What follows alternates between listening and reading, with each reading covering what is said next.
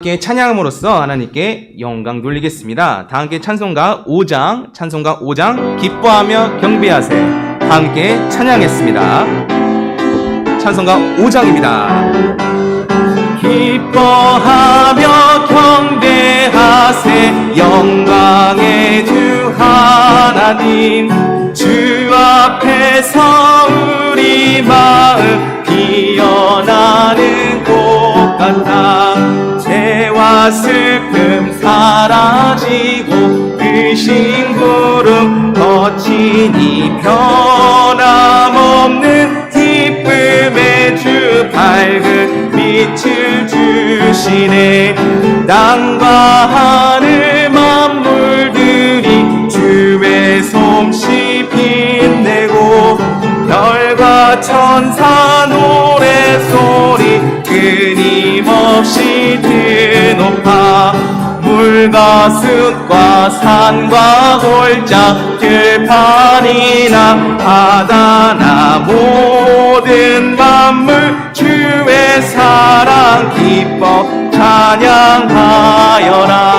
새벽별의 노래 따라 힘찬 찬송 부르니 주의 사랑 줄이 되어 한맘 되게 하시네. 노래하며 행진하여 싸움에서 이기고 승전가를 높이 불러 주께 영광 돌리세. 이어서 찬송가 303장입니다. 찬송가 303장 허락하신 새 땅에 함께 찬양했습니다. 허락하신 새 땅에 들어가면은 마음의 준비 다하여 힘써 일하세. 여호수아 본받아 앞으로 가세. 우리 거할 초소는 주님 품일세. 시험 환난 당해도 낙심 말고서 맘의 걱정 버리고 힘써 일하세. 여호수아 본받아 앞으로 가세. 우리 거할 처소는 주님 품일세. 앞서 가신 예수님 바라보면서 모두 마음을 합하여 힘써 일하세. 여호수아 본받아 앞으로 가세. 우리 거할 처소는 주님 품일세. 아멘. 네, 예배를 시작하면서요, 먼저 기도로 하나님께 나아가는 시간 갖겠습니다. 피아노가 연주될 때 각자 기도하는 시간을 먼저 가질 텐데요. 지난 한 주를 한번 돌아보시고 자백하는 시간, 또 하나님께 감사하는 시간, 그리고 오늘 예배를 위해서도 기도하는 시간을 갖도록 하겠습니다. 그 후에는 우리 고경식 형제님께서 나와주셔서 회중을 대표해 기도해 주시겠습니다.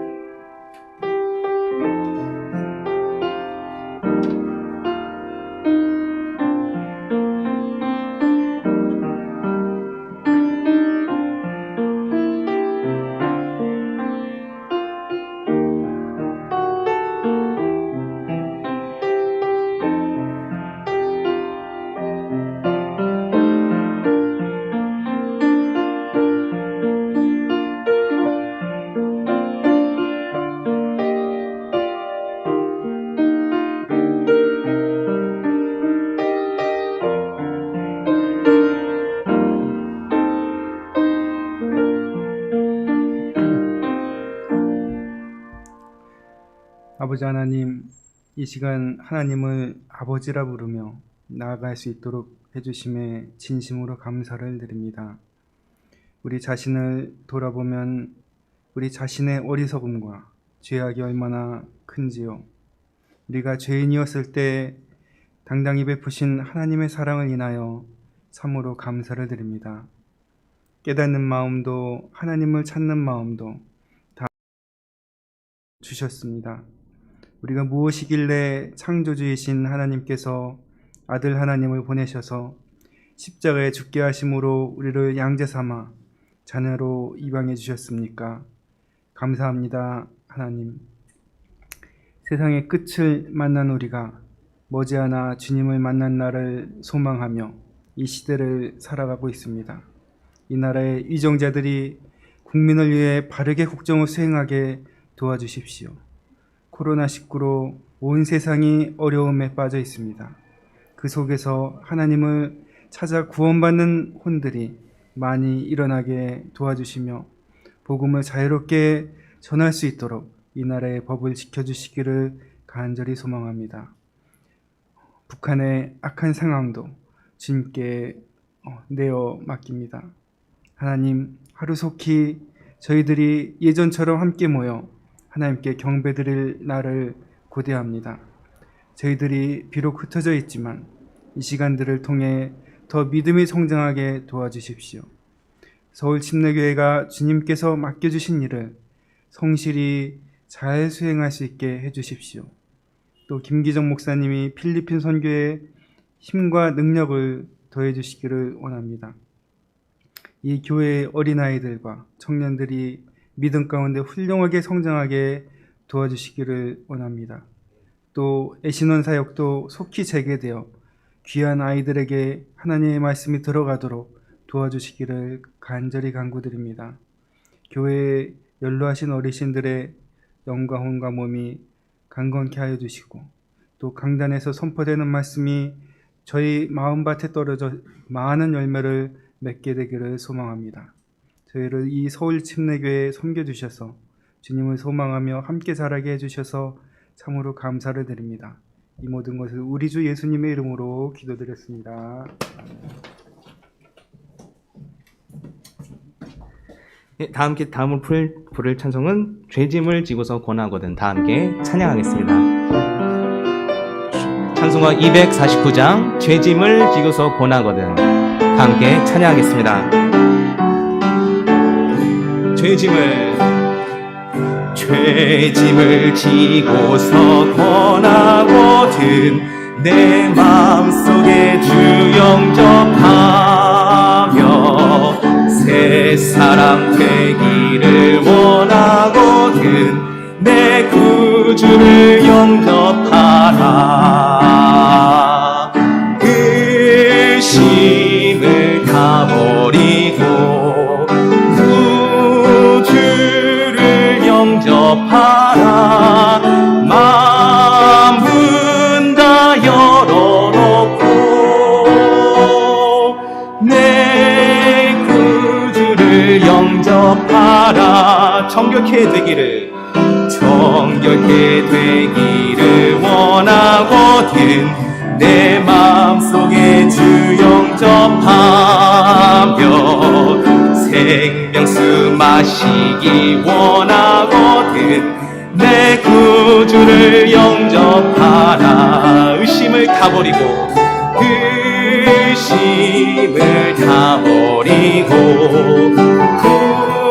구주를 영접하라. 마음은 다 열어놓고 내 구주를 영접하라. 즐거운 찬송을 하려거든 내 마음속에 주 영접하며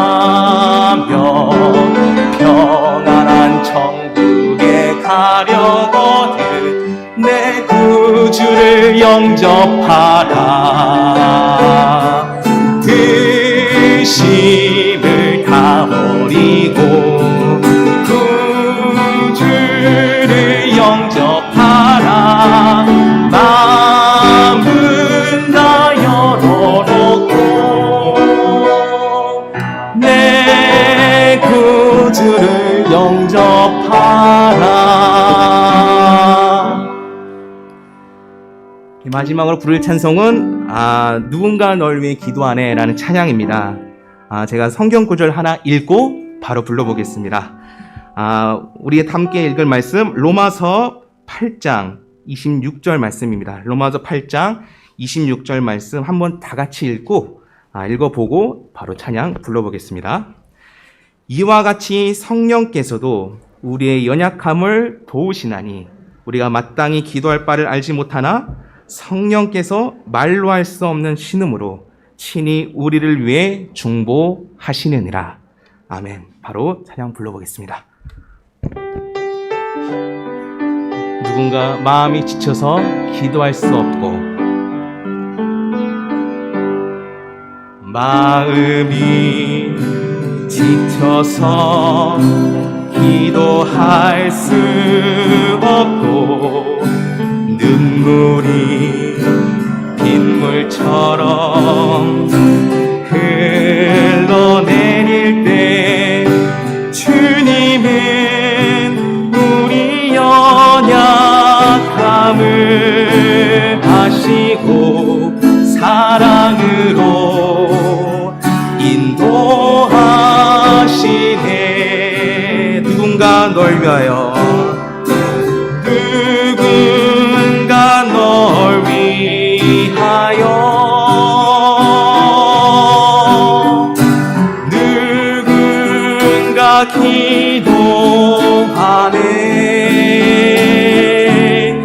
내가 홀로 외로워서 마음이 무너질 때 누군가 널 위해 기도하네.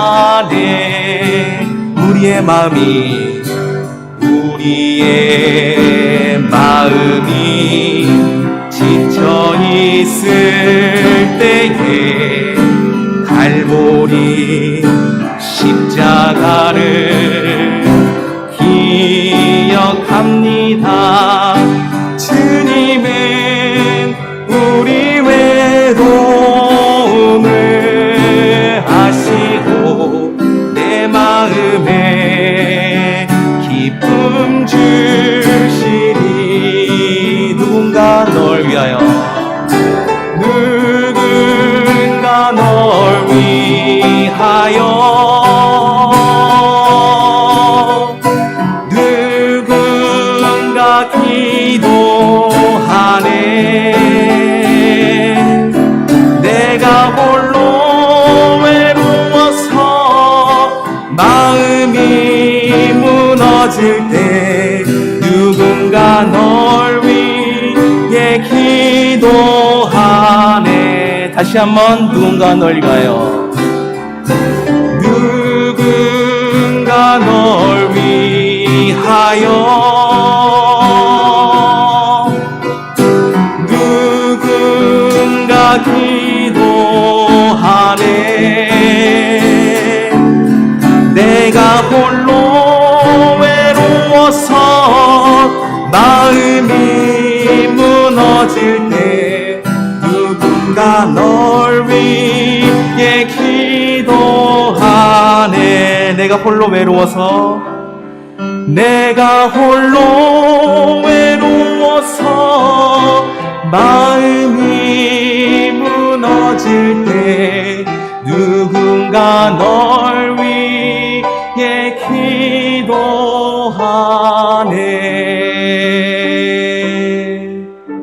아멘.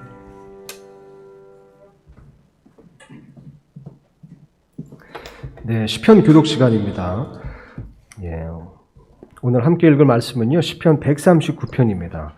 지난주에 시편 139편 1절에서 12절을 읽었고요. 예, 오늘 13절에서 24절을 이어서 읽도록 하겠습니다. 시편 139편 13절에서 24절입니다. 예, 이것을 교독하도록 하겠습니다. 시편 139편 13절에서 24절입니다. 13절로 제가 시작하고요. 교독하다가 24절은 다 같이 읽겠습니다. 주께서 내 콩팥을 소유하셨으며 내 어머니 태에서 나를 덮으셨나이다.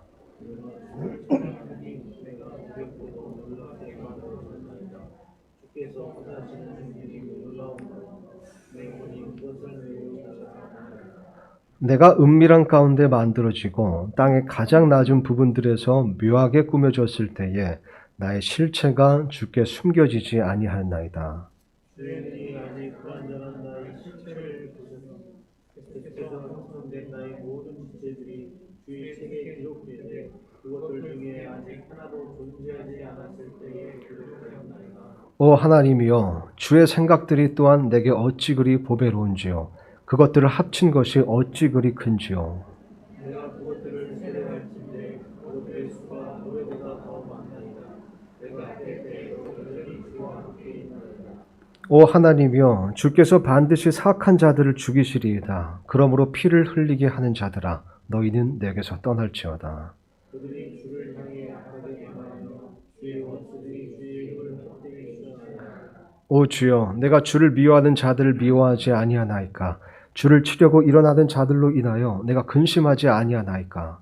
내가 그들을 완전한 이름으로 미워하며 그들을 나의 원수로 여기나이다. 오 하나님이여, 나를 살피사 내 마음을 아시고 나를 시험하사 내 생각들을 아시옵소서. 24절 다 같이 읽겠습니다. 시작.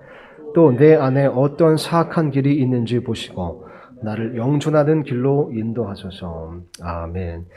예, 특성으로 찬양 한 곡 하고요. 우리 장구평 지금 나오셔서 바로 하나님 말씀 나눠주시겠습니다.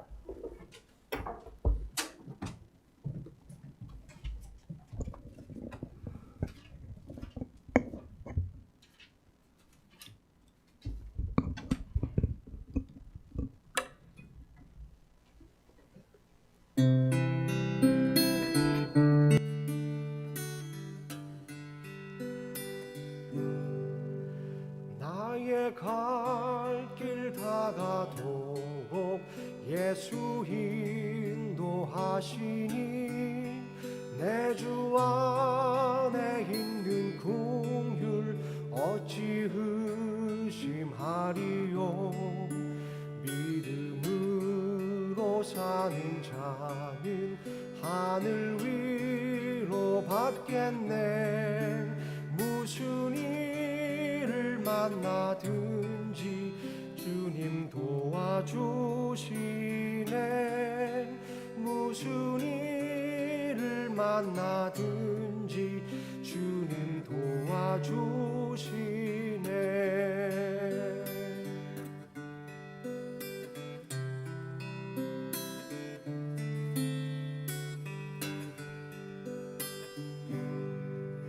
나의 갈 길 다가도록 예수 인도하시니 어려운 일 당한 때도 족한 은혜 주시네. 나는 심히 고단하고 영혼 매우 가라나 나의 앞에 반석에서 샘물 나게 하시네. 나의 앞에 반석에서 샘물 나게 하시네. 영영 부를 나의 찬송 주님 인도하셨네.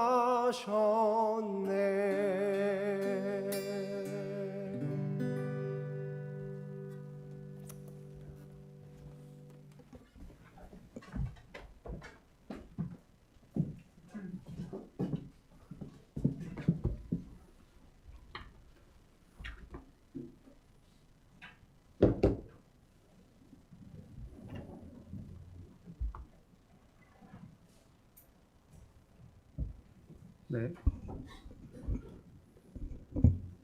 선생님 마스크 벗고 해도 되고. 어차피.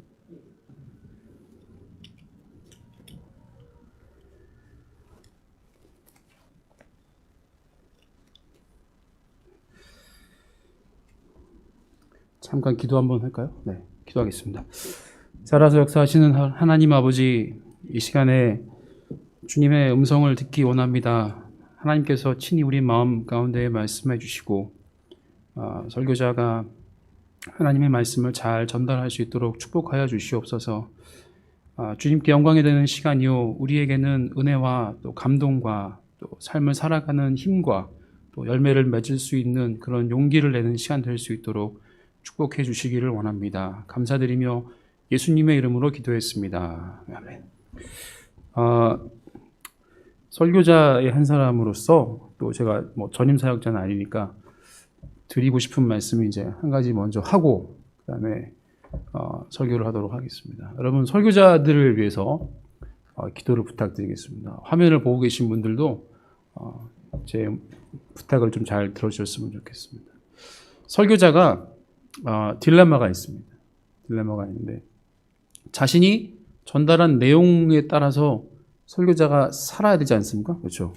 하나님 말씀에 적혀 있는 걸 전달했으니까 살아야 되는데 사실 설교자가 그렇게 완벽한 사람들이 아닙니다. 그러니까 하나님 말씀에 있는 대로 살고 싶은데 능력이 안 됩니다. 그게 참 어렵습니다. 그래서 자기가 살아온 만큼만, 살아가는 만큼만 말씀을 전달하려고 보니까 할 말이 없습니다. 할 말이 없어요. 이게 설교자의 딜레마입니다. 그러니까 말한 대로 살자니 능력이 없고, 말한 만큼 살자니 이게 또 할 말이 없고, 이게 완전히 뒤죽박죽이죠. 제 말도 뒤죽박죽이고, 설교자의 삶도 사실은 뒤죽박죽되기가 되게 쉽습니다. 설교자가 어려운 이유를 공감하신다면 그분들을 위해서 좀 기도를 부탁드리겠습니다. 사실 설교자는요, 왕의 명령을 전달하는 사람이지 왕이 아니거든요. 그거 아시죠? 옛날에 사극 같은 걸 보면은 왜 그 약간 하급 관리 옷을 입은 사람이 족자를 하나 가지고 오잖아요. 그러면 그보다 높은 상급 관리인 사람한테 어명이요 그러면은 그 앞에 사람이 무릎을 딱 꿇죠. 그렇죠? 예. 그 무릎을 꿇는 상급 관리자가 하급 관리자 앞에서 무릎을 꿇습니까? 아니죠. 예. 왕명이니까 왕 앞에 이제 무릎을 꿇잖아요. 그러면은 그 하급 관리자가 족자를 열어가지고 누구누구는 들으시오라고 하면서 이렇게 딱 전달을 하잖아요. 예.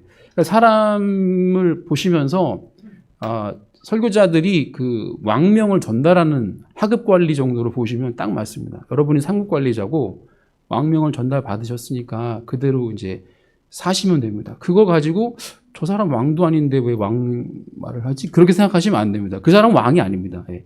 왕명을 전달하는 사람이니까 물론 그 사람도 하나님 명령에 따라 살아야 될 의무가 있죠. 그러나 인간이라는 사실에 대해서 이제 공감을 하시면서 그 설교 스케줄이라든가 이렇게 금요일, 토요일 다가올수록 설교자들을 위해서 좀 기도를 부탁드리겠습니다. 그래야 설교자들이 힘을 내서 왕명을 이렇게 전달하고 또 착각하지 않습니다. 내가 저 사람이 나보다 높은데 무릎을 꿇네? 뭐 이러면서 이게 아니거든요. 예, 그런 건 아닙니다. 착각할 수가 있으니까 설교자들을 위해서 기도를 좀 부탁드리겠습니다. 아시겠죠? 예, 약속을 좀 부탁드리십시오. 오늘 본문 말씀 보겠습니다. 창세기 16장 1절부터 6절.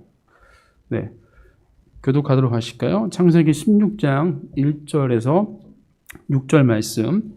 저와 여러분이 교독하겠습니다.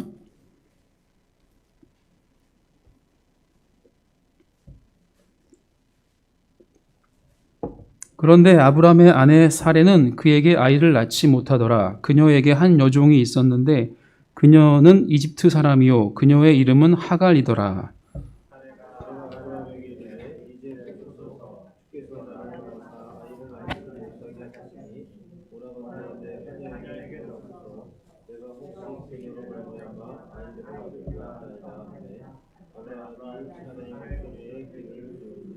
아브람의 아내 사레가 자기 하녀 이집트 사람 하갈을 데려다가 자기 남편 아브람에게 주어 그의 아내가 되게 한 때는 아브람이 가나안 땅에 거한 지 10년이 지난 뒤였더라.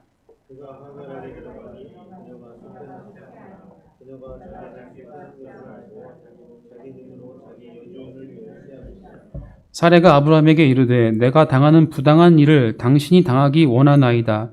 내가 내 하녀를 주어 당신의 품에 두었거늘 그녀가 자기가 수태한 것을 알고 자기 눈으로 나를 멸시하니 나와 당신 사이에서 주께서 판단하시리이다 하니라.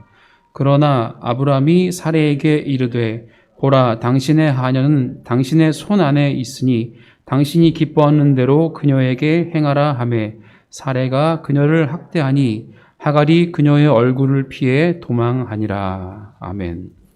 신앙생활이 뭘까요? 신앙생활. 교회 용어 사전을 보니까 이렇게 써 있습니다. 하나님을 신앙하는 경건한 자세로 모든 행동이나 활동을 하며 살아가는 것을 가리킨다. 즉 하나님과 연관된 활동을 신앙생활이라고 하는 거죠. 하나님과 상관 있는 것 또는 상관없는 것, 그런 것을 신앙생활이라고 합니다. 그런데 제가 개인적으로 생각했을 때 신앙생활이 뭘까? 고민을 많이 해봤는데 그것은 바로 선택이 아닐까. 선택. 하나님과 연관되건 그렇지 않건 간에 어떤 선택을 내리는 것을 저는 개인적으로 신앙생활이라고 생각을 합니다. 옛날에 아프리카인지 미국 인디안 마을인지 이렇게 마을이 있었는데 그 마을은 축제가 되면 해마다 이제 축제가 되겠죠. 추수 시절이나 뭐 이제 새로운 해가 바뀌거나 그러면 축제를 하는데 즐기는 것 중에 하나가 뭐였냐면 투견이었습니다. 투견. 이제 개 싸움을 즐기는 거죠. 마을 사람들이 다 모여서. 그런데 그 마을의 지혜로운 추장은 항상 두 마리 개 중에 어떤 개가 이길지 알아맞히는 대단한 사람이었습니다. 그 추장이. 그래서 딱 그 전날에 사람들이 물어봅니다. 추장님, 저 검은 개가 이길까요? 아니면 이 흰 개가 이길까요? 라고 물어보죠. 그러면 추장은 그 중에 한 마리를 고릅니다. 내일은 저 검은 개가 이길 것이다. 그래서 그 다음 날이 딱 됩니다.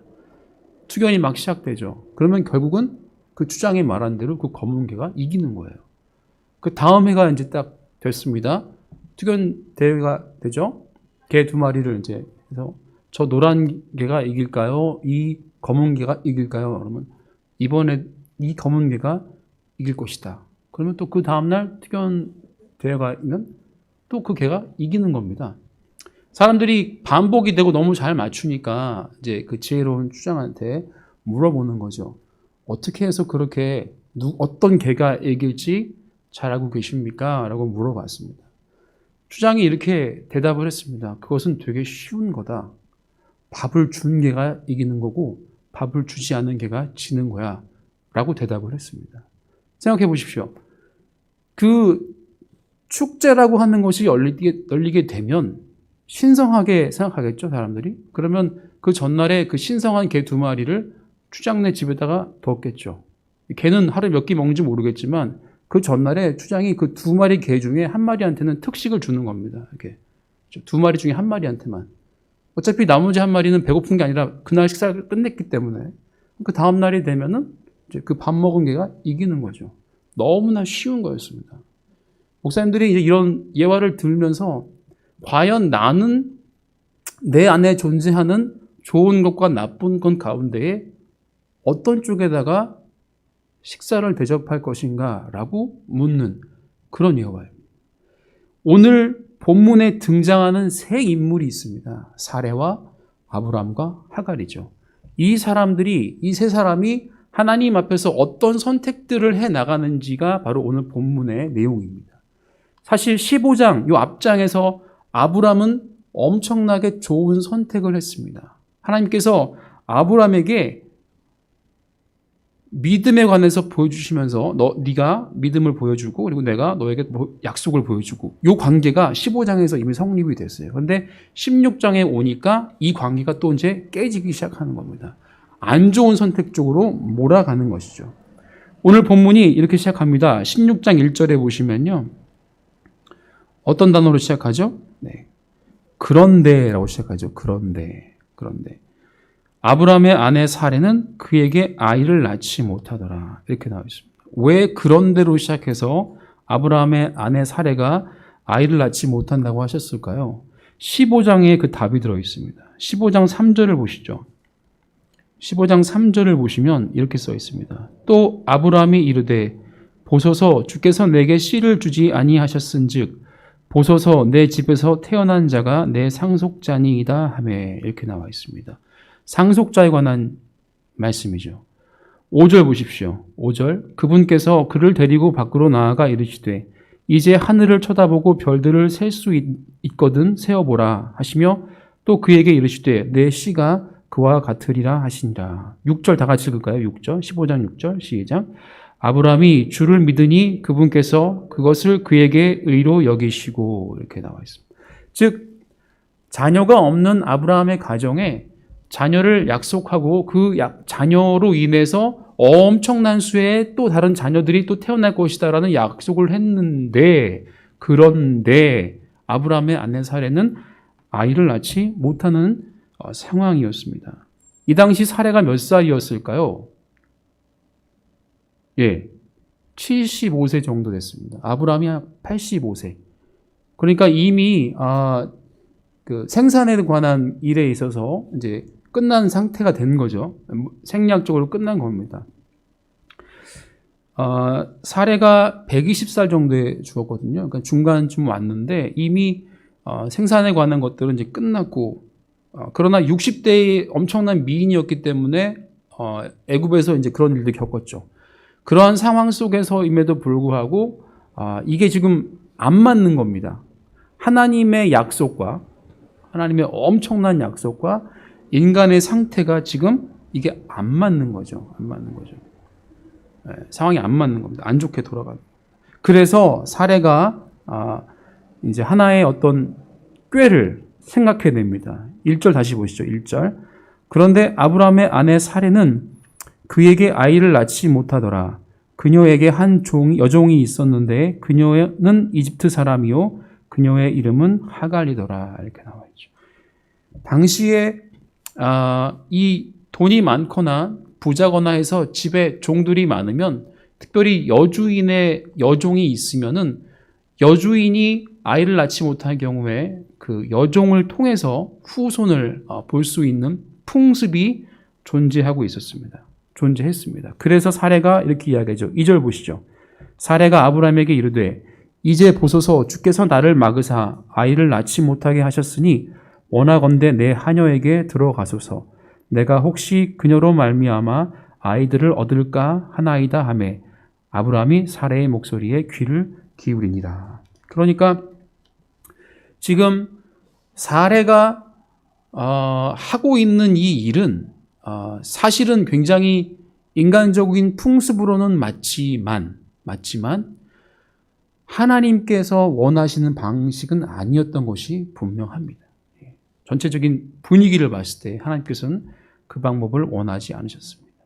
그래서 사례가 지금 하려고 하는 일은 무엇이냐? 하나님의 그 원대한 계획이 있는데 그 계획을 내가 좀 이루어 드리기 위해서 약간의 그렇죠? 영적인 MSG를 이제 첨가하고 싶은 겁니다.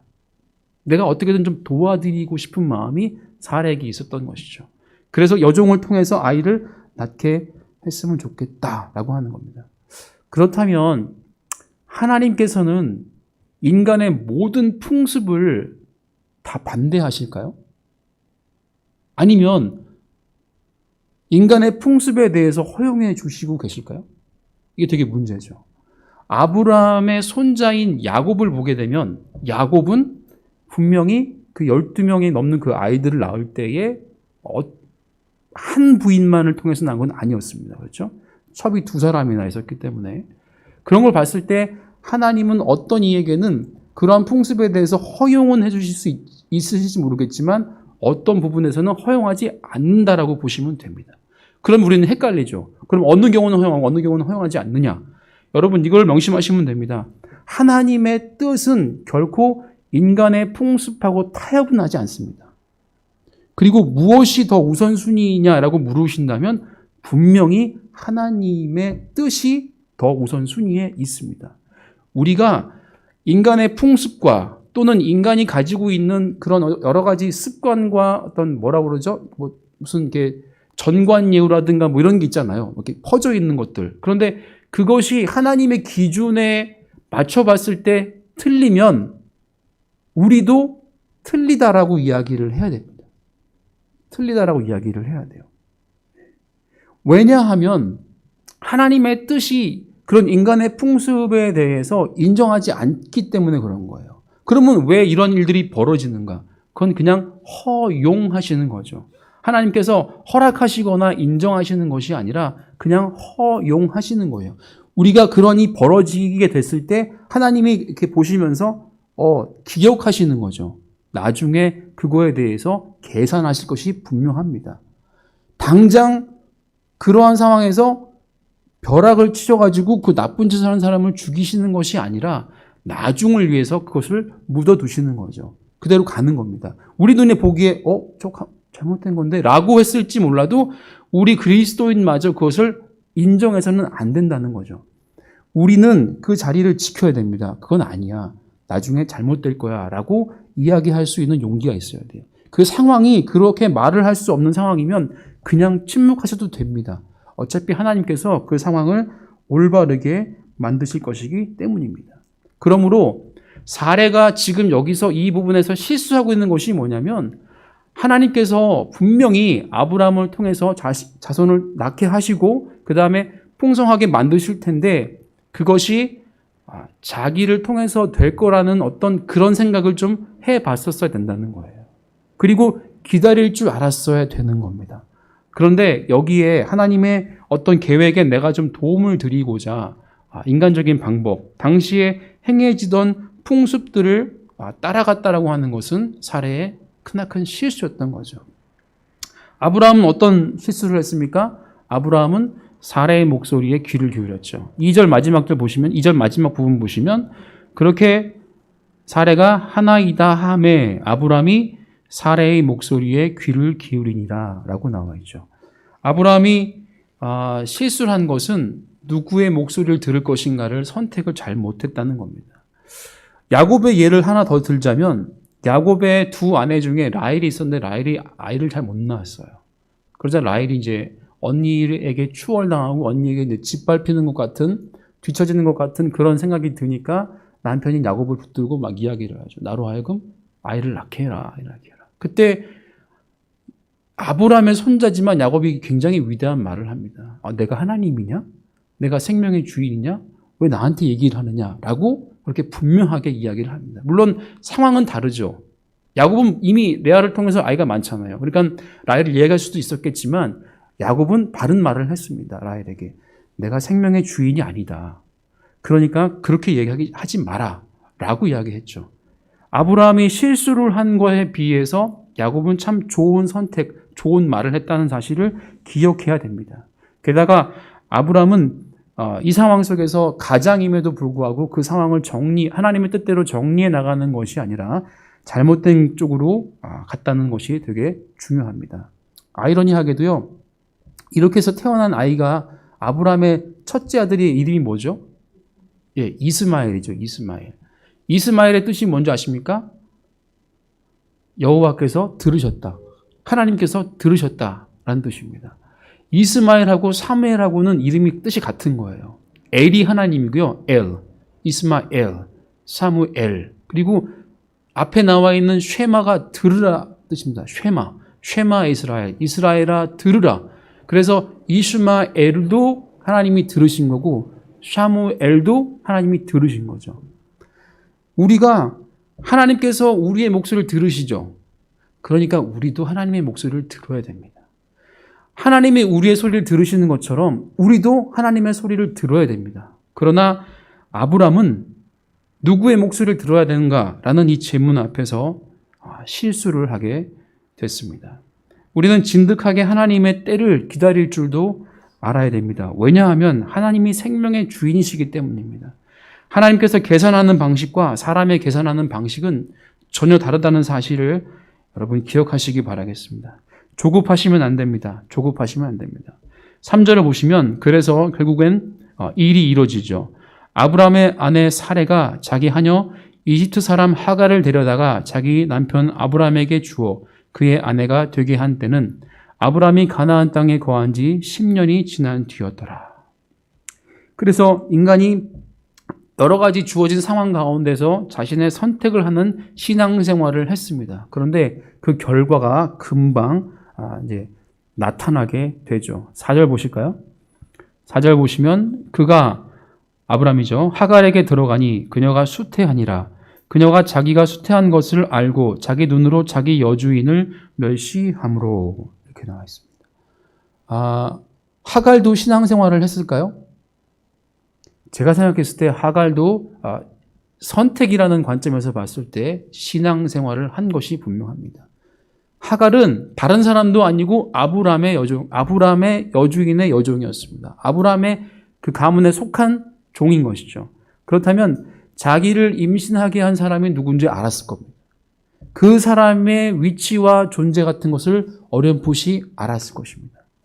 그리고 그 상황 속에서 자기에게 벌어진 일에 대해서 분명히 하나님께서 인도하시는 것도 알았을 겁니다. 그런데 중요한 것은 그렇게 위대한 사실을 안 것이 아니라 그녀가 보인 태도와 자세에 있습니다. 분명히 자기가 수태하였다면 자기는 좀 더 겸손하게 여주인을 대했어야 됩니다. 왜냐하면 당시 풍습상으로도 자기가 자녀를 낳아도요, 그 자녀를 여주인에게 줘야 됩니다. 사실은 줘야 됩니다. 그리고 여주인의 아이로 사실은 그렇게 불려야 됩니다. 왜냐하면 자기가 낳았지만 그 아이가 상속자가 될 수 있기 때문이죠. 그렇다면 자기의 위치와 자기 주인의 위치와 자기 아이의 위상과 이런 걸 알게 된다면 좀 더 겸손하게 당신의 아이입니다라고 했다든가 사례를 좀 더 존경했어야 되는데 하갈은 여기서 실수를 범하는 것이죠. 자기 여주인을 멸시합니다. 말로는 못하니까 눈으로 이제 흘기는 거죠. 예. 너는 못났지? 나는 이런 식인 겁니다. 예. 얼마나 그녀가 하갈이 교만했겠습니까? 여러분, 하갈은 정말 그 보통 여자는 아니었습니다. 성경에서 이스마엘을요 하갈의 아들이라고 표현하고요. 이스마엘은 정말 12 왕이라고 그래야 되나? 12 지도자의 그 조상이 되고 그 조상의 어머니가 바로 하갈이거든요. 하갈이 이스마엘의 또 신부도 구해줍니다. 그러니까 하갈은 제가 봤을 때 아브라함의 집에 속한 그냥 미천한 종이 아니라 엄청나게 대단한 인문학적으로 말했을 때 정말 큰 엄청난 사람이었다는 것을 알 수가 있죠. 자기의 이 프라이드와 이런 걸로 여주인을 멸시하게 되죠. 저는 이렇게 생각합니다. 사람이라면 누구나 다 실수를 하게 마련입니다. 야고보서에서도 우리가 말에 실수가 없을 수 없다라고 말씀하잖아요. 관건은 실수를 아예 안 하는 게 중요한 것이 아니라요. 그 잘못하는 선택을 덜 하는 게 중요합니다. 인생이 거듭되고 나이가 이렇게 들어갈수록 우리는 어디에 집중해야 되냐면 실수를 안 하기 위해서 완벽주의자가 되는 것이 아니고요. 좀 더 실수를 덜 하고 유연하고 여유 있고 하나님의 뜻에 따라가려고 노력하는 자세가 필요한 것이지 우리가 실수 안 하려고 막 이러면요. 오히려 더 큰 일을 겪게 될 수밖에 없습니다. 오늘의 본문은 그래서 실수투성이 본문이라고 보시면 됩니다. 실수에 실수를 거듭하죠. 사례가 또 한 번 더 실수를 하게 됩니다. 여러분 5절을 보십시오. 5절 보시면 사례가 아브라함에게 이르되 내가 당하는 부당한 일을 당신이 당하기 원하나이다. 내가 내 하녀를 주어 당신의 품에 두었거늘 그녀가 자기가 수태한 것을 알고 자기 눈으로 나를 멸시하니 나와 당신 사이에서 주께서 판단하시리이다 하니라.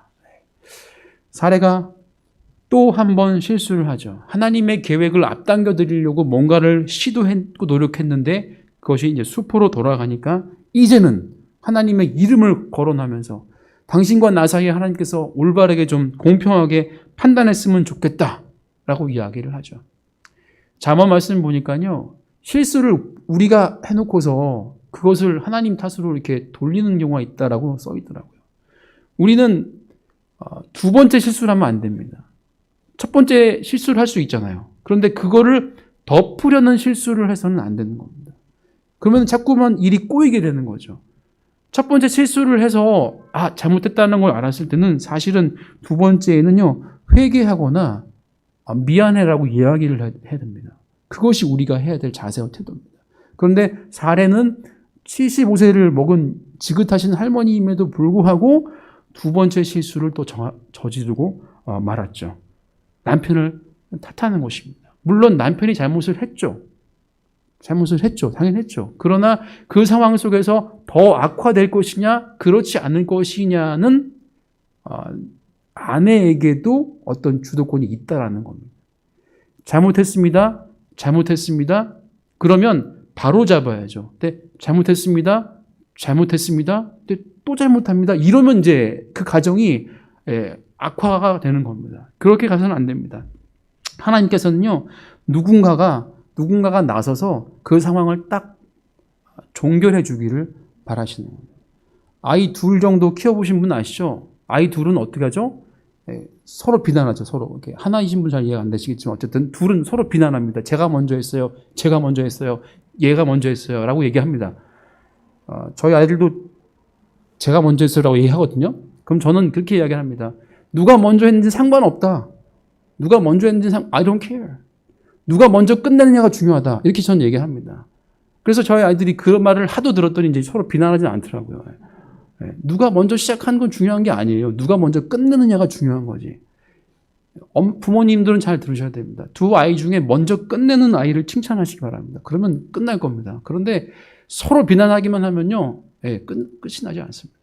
남편이 아내를, 아내가 남편을요, 거기서 내가 끝내야지라고 결심할 때에 그 가정이 평안해지는 거예요. 서로 비난하지 마셔야 됩니다. 아브라함도 사실 그 다음에 또 실수를 했죠. 6절 보시죠. 6절 보시죠. 그러나 아브라함이 사레에게 이르되 보라, 당신의 하녀는 당신의 손 안에 있으니 당신이 기뻐하는 대로 그녀에게 행하라 하매 사레가 그녀를 학대하니 하갈이 그녀의 얼굴을 피해 도망하니라. 이렇게 나와 있죠. 책임지지 않는 삶은 굉장히 뭐라고 그럴까요? 성숙하지 않은 삶이라고 표현할 수 있겠습니다. 특별히 남자분들은 잘 들으셔야 됩니다. 하나님은 남자들에게 가정에 대한 책임을 맡기셨기 때문에 피할 수가 없습니다. 책임을 져야 됩니다. 물론 아내분들도 책임이 분명히 있죠. 근데 남자들은 결정권이라든가 방향이라든가 이런 거에 대해서 책임을 지셔야 됩니다. 그런데 그 책임이 회피되는 순간 그것은 굉장한 실수가 됩니다. 물론 회피가 정당화될 수 있는 순간도 있죠. 그러나 대부분 대체적으로는 남자가 결정을 내리고 이끌어 가야 됩니다. 아브라함은 이 상황 속에서 또 역시 실수와 실수를 거듭하는, 은혜 위에 은혜가 아니라 실수 위에 실수를 거듭하는 상황을 자꾸만 만들어 가게 되죠. 그래서 사레가 자기 여종을 이제 학대하기 시작합니다. 여러분 그거 아세요? 하갈이 어느 나라 출신이죠? 이집트 여인이라고 오늘 보면 나왔죠. 기억나시죠?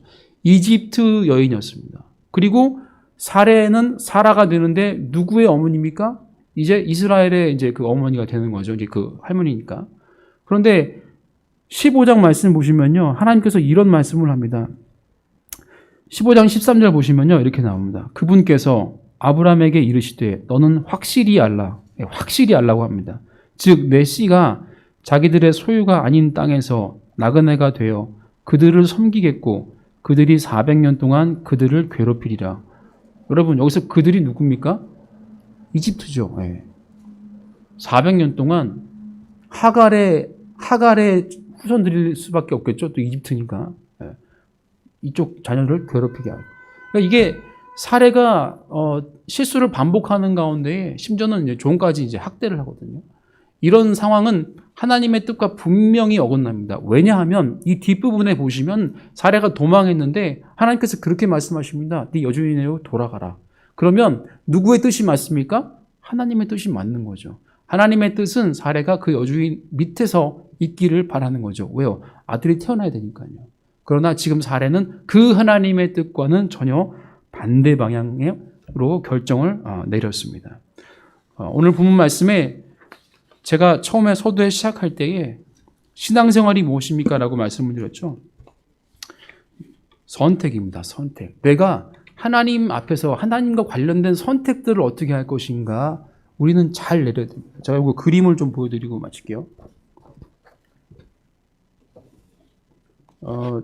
삶이 무엇일까를 이제 한번 생각해 봤는데 간단한 도식화를 했습니다. 저는 인간의 삶이 풍선이라고 생각합니다. 풍선. 제가 지금 그림을 좀 갖고 왔는데요. 잘 보이세요? 풍선. 이게 오이가 아닙니다. 애호박이 아닙니다. 된장찌개 생각하지 마시고 이게 풍선이라고 생각하세요. 풍선. 근데 인간의 삶이 이제 태어나면서 죽을 때까지, 풍선에 바람 빠질 때까지 인생이 이제 풍선인데, 풍선의 한쪽을 누르면 어떻게 되죠? 한쪽이 커지죠. 자, 그림 보세요. 풍선의 한쪽을 누르면 한쪽은 커집니다. 요즘 이제 풍선 효과 때문에 여러분 여기 서울 집값, 경기도 집값이 아닙니다. 그게 아니에요. 인생은 선택인데 좋은 선택과 나쁜 선택이 있어요. 그래서 나쁜 선택을 줄입니다. 그렇죠? 나쁜 선택을 줄이면 좋은 선택이 많아지겠죠. 왜냐하면 우리는 시간에 이제 제약에 받고 사니까. 그런데 좋은 선택을 줄여버리면요, 나쁜 선택이 늘어나겠죠. 두 가지 선택은 우리 인생에서 뗄래야 뗄 수가 없습니다. 우리는 좋은 선택도 하고 나쁜 선택도 하면서 살아가니까요. 그 두 가지가 우리 삶에 늘 따라다닙니다. 아브라함 보십시오. 15장에서는 좋은 선택을 엄청나게 했는데 16장에서는 나락으로 떨어졌지 않습니까? 왔다 갔다 하는 겁니다. 그렇다면 태어날 때부터 죽을 때까지 선택하며 살아갔는데 어떤 선택을 늘리고 어떤 선택을 줄일 것인가가 관건인 겁니다. 우리는 매 순간 시간이 이렇게 흘러갈 때에 나쁜 선택들을 줄이고, 그렇죠? 줄여나가고 좋은 선택들을 자꾸만 선택해서 인생이 쭉 흘러가서 마무리가 됐을 때에 내 삶을 쭉 돌아보는 겁니다. 그러면 내 삶이 좋은 선택이 많았을까? 나쁜 선택이 더 많았을까? 그러면 좋은 선택이 더 많았다면 그것은 내가 좋은 삶을 살았구나 라고 생각하면 되는 겁니다. 내가 살면서 나쁜 선택들만 하면서 살아가는 사람은 분명히 없을 거예요. 그런 사람은 없습니다. 그러나 나쁜 선택이 많게끔 살아가는 사람은 많이 있겠죠. 그 사람들은 어려운 길로만 갔었겠죠. 빨리 생애를 마쳤겠죠. 다른 사람을 괴롭히게 했겠죠. 주변 사람들을 망가지게 했겠죠. 그러나 내가 좋은 선택들을 하려고 노력하고 좋은 선택들 가운데 살아가고 그것들이 모이고 쌓이고 점점 가서 나중에 보면 하나님께서는 아브라함에게 뭐라고 그러십니까? 믿음의 조상이라고까지 말씀하시잖아요. 잘못된 선택을 했음에도 불구하고. 다윗을 보십시오. 살인자였습니다. 그런데 다윗은 하나님의 친구였지 않습니까? 우리가 우리 삶에 좋은 선택과 나쁜 선택이 분명히 끊임없이 일어날 것입니다. 매 순간이 선택의 순간이죠. 그렇죠? 지금 이분과 결혼했으니까 내가 여기 있는 거 아니겠습니까? 그렇죠? 그렇듯이 그런 선택들이 쌓이고 또 쌓여서 내가 내 인생을 돌아보면 분명히 하나님께서는 내 인생에 대해서 이야기하실 것입니다. 너는 내 친구고 너는 믿음의 엄청난 사람이고 아브라함 다음가는 믿음을 가졌고 그렇죠? 그렇게 우리를 평가하실 겁니다. 그렇다면 좋은 선택을 어떻게 내려야 될까요? 좋은 선택을 어떻게 내려야 될까요? 사례는요, 지금 이렇게 나쁜 선택을 하고서도 한참 있다가 한 14년이 지나서 이삭을 가졌습니다. 90세가 다 돼가지고요. 우리가 하나님 앞에서 진득하게 그분의 때를 기다려야 될 필요가 있습니다. 그분의 원대한 계획이 있는데 그거를 좀 도와드리려고 막 애쓰시면은 안 됩니다. 그러면 시간만 길어질 뿐입니다. 그래서 힘을 빼셔야 됩니다. 저는 아직도 수영을 잘 못하거든요. 제가 수영을 왜 못 배웠냐면요. 힘을 못 빼겠어요. 물에만 들어가면 왜 그렇게 근육이 막 경직이 되는지 근육이 경직이 되는 순간 가라앉는 거예요. 힘을 못 빼는 거예요. 근데 지금 다시 수영하라고 그러면은 할 수 있을 것 같아요. 왜냐면 힘이 많이 빠졌거든요. 옛날에 비해서. 손도 아프고 막 지금 나이가 들어가니까요. 그러니까 하나님께서는 우리에게 뭘 원하시겠어요? 힘쓸 땐 힘써야겠지만 하나님께서 그분의 때와 그분의 원대한 계획을 이루시려고 하시는 때에 거기다 내 힘을 더 붙이지 말고, 그렇죠? 힘을 빼야 나와요. 힘을 빼야 됩니다. 힘을 빼야 됩니다. 힘을 막 주고 하지 마시고 하나님께서 하시도록 그분께 이렇게 맡겨드리고 내어드리고, 그렇죠? 그분이 가라고 그러시면 가고 그분이 멈추라고 그러면 멈추고, 네, 그걸 잘해야 됩니다. 그것이 바로 오늘 본문 말씀이 주신 교훈이라고 할 수가 있겠습니다. 이렇게 업앤다운 해서 우리는 지금 사레와 아브라함과 하갈이 이렇게 내려가는 부분을 봤는데 이제 또 이렇게 올라갈 겁니다. 이렇게 올라갈 겁니다. 그러면 우리가 오늘 본문 말씀을 통해서 얻을 교훈은 내려갈 때 이렇게 하지 말아야겠다. 이렇게 하지 말아야겠다. 멈출 줄 알아야겠다. 그렇게 하나님께서 하시도록 해야겠다라고 하는 결단을 내렸으면 좋겠습니다. 기도하시겠습니다. 살아계신 아버지 하나님, 우리의 삶을 이끄시고 우리를 좋은 데로 데려가시려고 하는 당신의 마음을 잘 알고 있습니다. 그러나 우리의 능력이 부족하여 우리가 실수가 많아 제대로 하나님의 뜻을 따르지 못하는 경우가 너무나 많습니다. 아버지 하나님, 우리를 도와주십시오. 우리가 선택의 순간에 하나님께 여쭤보고 하나님의 뜻 가운데서 결정을 내릴 수 있도록 도와주십시오. 인간의 풍습에 매몰되지 않도록 도와주십시오. 그것은 풍습에 지나지 않습니다. 하나님의 뜻이 무엇인지 깨달아 알 수 있도록 도와주셔서 좋은 선택을 많이 내리는 그런 인생을 살다가 하나님께 인정받고 하나님 품에 갈 수 있도록 도와주시기를 원합니다. 구원받지 아니한 우리 지체들의 식구들이 있다면 아버지 하나님, 복음이 참 전달되어서 그 삶이 변화되고 하나님의 지체 가운데에 같이 더해질 수 있도록 축복을 더해 주시기 원합니다.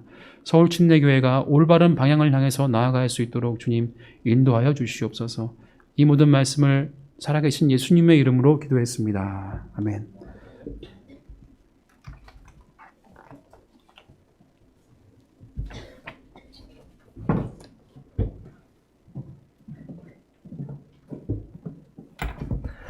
네, 말씀 감사합니다. 참 좋은 신앙생활이라는 것이 그 중에 하나가 우리가 힘을 빼는 것이다. 하나님 앞에서 힘을 빼는 것이다라는 것을 이 시간 다시 좀 상기할 수 있는 시간이 되었습니다. 우리가 힘을 빼야 그분의 전능하신 그 힘이 우리 삶에 나타나는 것이고요. 우리가 무언가를 우리 스스로의 힘으로 처리하고자 할 때, 그죠? 그분께서 하실 일이 없어지는 겁니다. 우리가 그분의 일을 한다고 할 때 그분을 대신해서 무언가를 하려고 하는 우리의 힘이 너무 많이 들어간 그런 신앙생활이 되지 않았으면 좋겠습니다. 예, 말씀 다시 한번 감사드리고요.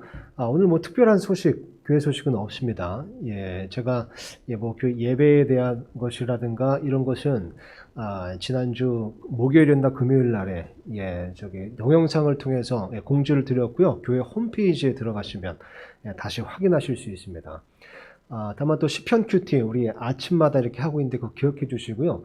또 많은 여러 가지 사정으로 인해서 실시간으로 참여하지는 못하셔도 나중에 이렇게 업로드 되는 것을 좀 이렇게 다시 한번 살펴보시고 또 그런 우리가 어쨌든 교회적으로 전 성도가 함께 이 시편 말씀으로 호흡하고자 하는 그런 좋은 취지도 있으니까요.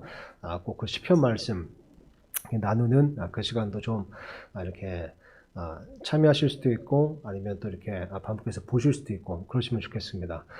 또 최근에 이제 얼마 또 안 남았지만 이 그리스도의 심판석이라는 주제로 시리즈 설교를 하다 보니까 좀 도전적인 메시지가 많습니다. 근데 이 시편 강에는 위로의 말씀, 격려의 말씀이 더 많습니다. 그래서 그런 균형을 위해서라도 여러분 또 필요에 따라 하나님의 말씀은 언제든지 필요하죠. 그래서 그런 부분을 잘 활용하셨으면 좋겠습니다. 우리 찬양 한 곡 부르고요. 예배 마치겠습니다. 우리 방주자님 괜찮으시면요. 나의 갈 길 다가도록 그거 1절, 2절, 3절까지 시간이 좀 남았으니까요. 3절까지 다 부르도록 하겠습니다.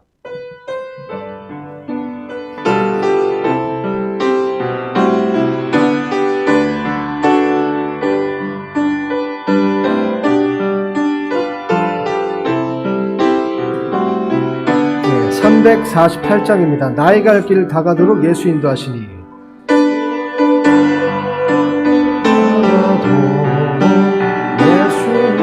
내 주 안에 있는 긍휼 내 주 안에 있는 긍 어찌 의심하리요 믿음으로 사는 자는 하늘 위로 받겠네 무슨 일을 만나든지 주님 도와주시네 일 만나든지 주님 도와주시네 무슨 일을 만나든지 주님 도와주시네 나의 갈 길을 다가도록 예수 인도하시니 나의 갈 길 다가도록 예수님 어려운 일 당한 때도 족하는 해 주시네 좋은 일 당한 때도 족하는 해 나는 심히 고단하고 영혼 매우 가라나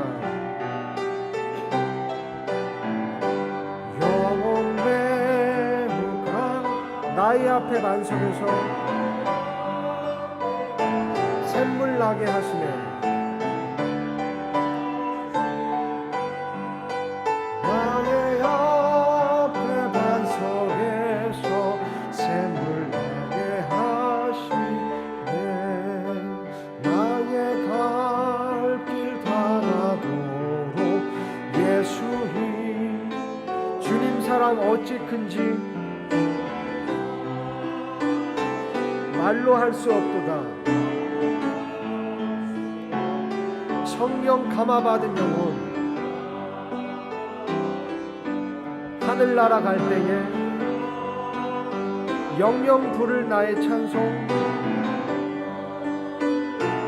주님 인도하셨네. 영영 부를 나의 찬송, 주님 인도하셨네.